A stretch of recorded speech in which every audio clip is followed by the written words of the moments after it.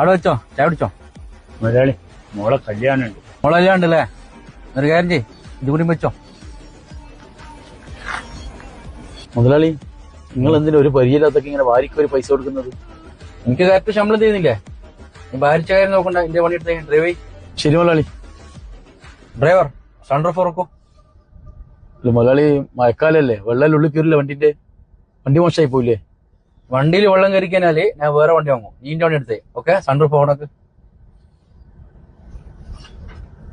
മുതലാളി ബട്ടൺ എന്താ കംപ്ലൈന്റ് മുതലാളി? ഇത് തുറക്കാൻ പറ്റുന്നില്ല എനിക്ക്.